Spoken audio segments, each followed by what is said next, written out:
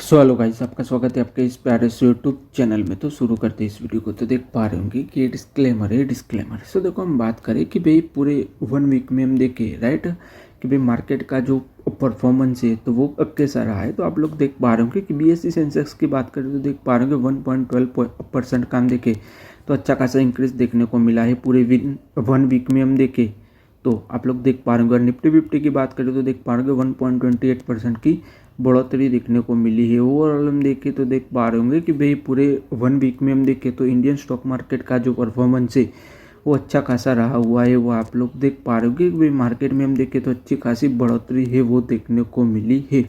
सो उसका रीज़न क्या है? तो उसका रीज़न है आप लोग देख पा रहे होंगे कि भाई जो हमारा जो IT सेक्टर है तो उसके अंदर आप लोग देख पा रहे होंगे अच्छी खासी बढ़ोतरी है वो देखने को मिली। आप लोग देख पा रहे होंगे कि भाई जो निफ्टी IT है तो उसके अंदर 4.3% की हम देखें तो अच्छी खासी बढ़ोतरी है वो देखने को मिल रही है कि भाई हमारे जो लार्ज के कंपनियाँ है राइट देख पा रहे होंगे TCS है, SCL टेक है, तो भाई उनके जो Q1 के जो रिजल्ट्स है वो अच्छे खासे आए हुए हैं। तो उसी की वजह से भी आप लोग देख पा रहे होंगे कि भाई मार्केट में अच्छी खासी बढ़ोतरी है वो देखने को मिली। ये वाले वीक में हम देखें तो कि भाई जो Q1 के जो रिजल्ट्स थे तो जैसे चाहिए वैसे हम देखें कि भाई जो मार्केट एक्सपेक्ट कर रहा था उससे ज़्यादा ही अच्छे आए हुए हैं। तो उसी की वजह से भी आप लोग देख पा रहे होंगे मार्केट में अच्छी खासी बढ़ोतरी है वो देखने को मिल रही है। और आप लोग देख पा रहे होंगे कि भाई ये वाले वीक में हम देखें कि भाई जो क्रूड ऑयल के दाम है उसके अंदर आप लोग देख पा रहे होंगे 10% की बढ़ोतरी है वो देखने को मिल रही है। कि भाई जो अमेरिका और ईरान के बीच में हम देखें तो भाई जो वॉर है वो स्टार्ट हो गई है। तो उसी की वजह से भी आप लोग देख पा रहे होंगे कि भाई जो क्रूड ऑयल के दाम में अच्छी खासी बढ़ोतरी है वो देखने को मिली ये वाले वीक में हम देखें तो उससे क्या हो रहा है कि भाई जो क्रूड ऑयल के दाम बढ़ते हैं तो उससे क्या हो रहा है कि भाई जो इन्फ्लेशन का खतरा है वो बढ़ जाता है। और हमारी जो करेंसी है तो उसके अंदर भी आप लोग देख पा रहे होंगे 1% की गिरावट है वो देखने को मिली ये वाले वीक में हम देखें तो। क्योंकि क्या हो रहा है कि भाई जो स्ट्रेट ऑफ हॉर्मोन्स है वो तो क्लोज हो गई है। तो उससे क्या हो रहा है कि भाई जो सप्लाई लाइन है वो डिस्टर्ब हो गई है। तो उसी की वजह से भी आप लोग देख पा रहे होंगे मार्केट में अच्छी खासी गिरावट है वो देखने को मिल रही है। सो ओवरऑल हम देखें कि भाई ये वाले वीक में हम देखें कि भाई कौन से जो स्टॉक्स है तो भाई उन्होंने अच्छा खासा परफॉर्मेंस किया। तो देख पा रहे होंगे कि भाई जो TCS है तो उसके अंदर 9.67% की बढ़ोतरी देखने को मिल रही है। टेक महिंद्रा की बात करें तो 8.12% की बढ़ोतरी देखने को मिली। बजाज फाइनेंस की बात करें तो 3.51% की बढ़ोतरी देखने को मिली। और SCL टेक्नोलॉजी की बात करें तो देख पा रहे होंगे 3.42% की बढ़ोतरी देखने को मिली। और कोटक महिंद्रा की बात करें तो उसमें भी देख पा रहे 3.27% की बढ़ोतरी देखने को मिली। ओवरऑल हम देखें तो ये वाले वीक्स में हम देखें तो भाई ये जो स्टॉक्स है यानी कि ये जो स्टॉक्स है तो भाई उन्होंने अच्छा खासा परफॉर्म किया हुआ है वो आप लोग देख पा रहे होंगे। और ओवरऑल हम देखें कि भाई जो कौन से स्टॉक्स है तो भाई उन्होंने अच्छा खासा परफॉर्म नहीं किया हुआ है ये वाले वीक में हम देखें तो अब देख पा रहे होंगे कि भाई जो लार्सन एंड टूब्रो है तो उसके अंदर 3.33% की गिरावट देखने को मिली। ये वाले में हम देखें तो डॉक्टर रेड्डी में हम देखें तो 2.66% की गिरावट देखने को मिली। टाटा स्टील में 2.77% की गिरावट देखने को मिली। ग्रासिम इंडस्ट्री में 3.23% की गिरावट देखने को मिली। और बजाज फाइनेंशियल में हम देखें तो देख पा रहे 3.24% की गिरावट देखने को मिली। ओवरऑल हम देखें तो देख पा रहे होंगे कि भाई जो हमारे जो स्टॉक्स है राइट ये वाले तो भी उन्होंने अच्छा खासा परफॉर्म नहीं किया हुआ है वो आप लोग देख पा रहे होंगे। सो फिर हम बात करें कल की तो भाई कल के दिन है वो इंडियन स्टॉक मार्केट का जो परफॉर्मेंस है वो कैसा रहेगा राइट कि भाई जो निफ्टी है वो कैसा परफॉर्म करेगा कल के दिन हम देखें तो ऐसा एक्सपेक्ट किया जा रहा है कि भाई कल के दिन हम देखें तो आप लोग देख पा रहे होंगे कि भाई जो बाजार है वो वॉलेटाइल रहेगा। उसका रीज़न क्या है? उसका रीज़न है देख पा रहे होंगे कि भाई जो अमेरिका और ईरान के बीच में हम देखें कि भाई जो वॉर है वो चल रही है। तो उसी की वजह से क्या हो रहा है कि भाई जो इन्फ्लेशन का खतरा है वो बढ़ गया है। क्योंकि हम देखें कि भाई जो क्रूड ऑयल के दाम में हम देखें तो अच्छी खासी बढ़ोतरी है वो देखने को मिल रही है। तो उसी की वजह से मार्केट पर प्रेशर रहेगा। क्योंकि आप लोग देख पा रहे होंगे कि भाई जो स्ट्रेट ऑफ हॉर्मोन्स है वो तो क्लोज हो गई है। और ईरान क्या कर रहा है कि भाई ईरान है वो जो हम देखें कि भाई जो सिविल इंफ्रास्ट्रक्चर है उस पर भी हमला कर रहा है। और अमेरिका भी हम देखें तो भाई सिविल इंफ्रास्ट्रक्चर पर हमला कर रहा है। तो उसी की वजह से भी क्या हो रहा है कि भाई जो वॉर है वो अब हम देखें तो अच्छी खासी एस्केलेट हो रही है।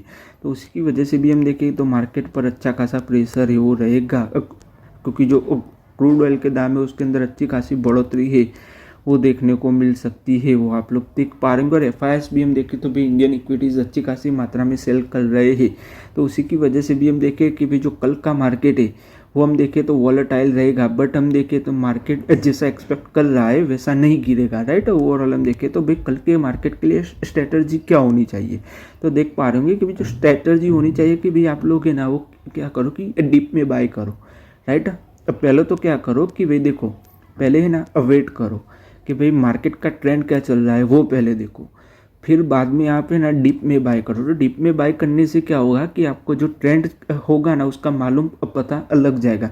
बाद में आप बाय करोगे ना तो उससे क्या होगा कि भाई आपको लॉस आने का खतरा है वो कम हो जाएगा, राइट। और ओवरऑल हम देखें तो आपको पता लग जाएगा कि भाई मार्केट में चल क्या रहा है, राइट। तो ओवरऑल आप डीप में बाय करो और पहले तो वेट करो, और सेकंड क्या करो कि भाई अच्छा खासा स्टॉप लॉस लगाओ, जिससे क्या हो रहा है कि भाई आपको लॉस है वो कम आए।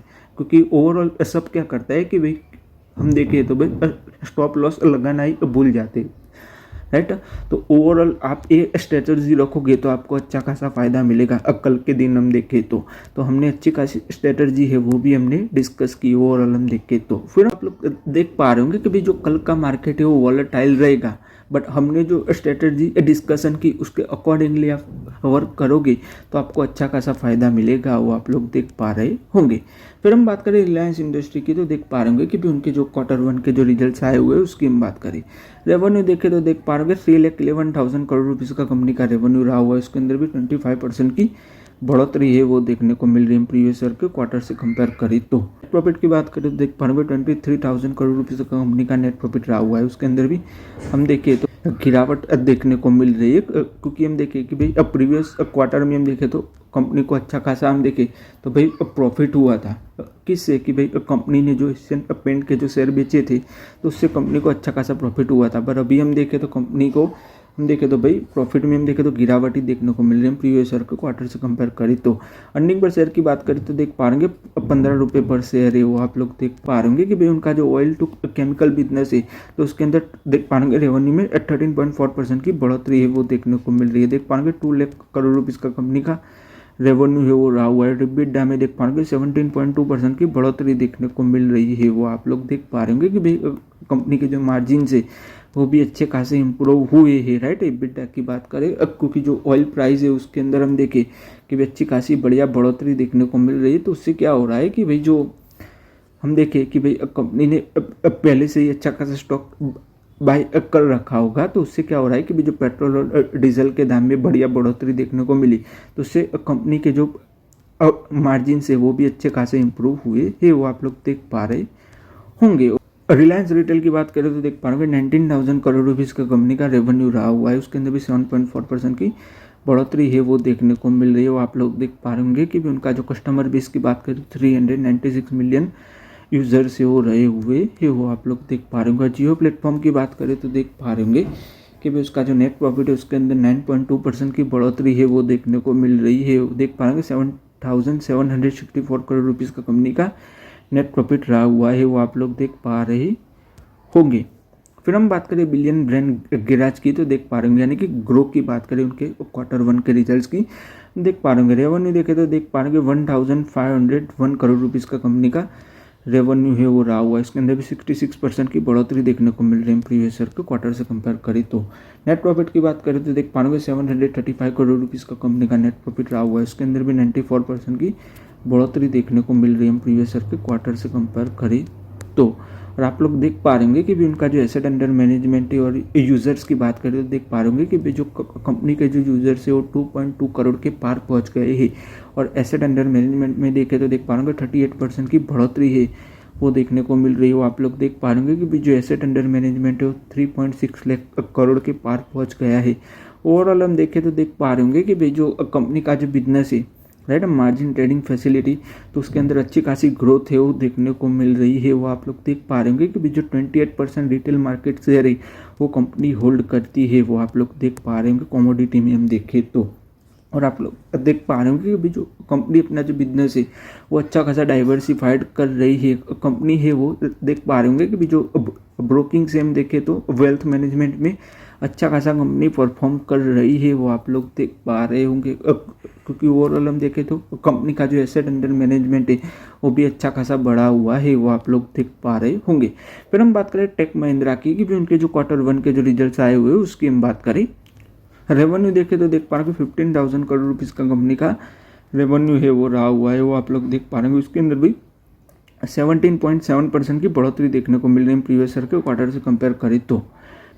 नेट प्रॉफिट की बात करें तो देख पा रहे हैं 1465 करोड़ रुपीज़ का कंपनी का नेट प्रॉफिट है वो रहा हुआ है, आप लोग देख पा रहे होंगे। रिबिट में हम देखें तो 53.3% की बढ़ोतरी है वो देखने को मिल रही है, वो आप लोग देख पा रहे होंगे कि भाई कंपनी को अच्छे खासे डील्स से वो मिले हुए हैं। डील्स में देख पा रहे होंगे 33.3% की बढ़ोतरी है वो देखने को मिल रही है। वाले क्वार्टर में हम देखें तो देख पा रहे हो कि कंपनी को $1 बिलियन की अच्छे खासे डील से वो मिले हुए हैं। फिर हम बात करें सिंप्लेक्स कास्टिंग की तो देख पा रहे होंगे कि भी उन्होंने स्टॉक स्प्लिट का जो अनाउंसमेंट है वो किया हुआ है। कल के दिन हम देखें तो ये जो स्टॉक स्प्लिट है वो हो जाएगा, आप लोग देख पा रहे होंगे कि भी जो फेस वैल्यू थी वो 10 थी, स्टॉक स्प्लिट के बाद हम देखें तो फेस वैल्यू ₹2 हो जाएगी, वो आप लोग देख पा रहे होंगे। सो आज के इस वीडियो में गाइस हम यहीं तक रखते हैं। अगर आपको वीडियो अच्छा लगा हो तो लाइक कर दीजिएगा, शेयर कर दीजिएगा और चैनल को सब्सक्राइब कर दीजिएगा। धन्यवाद वीडियो देखने के लिए।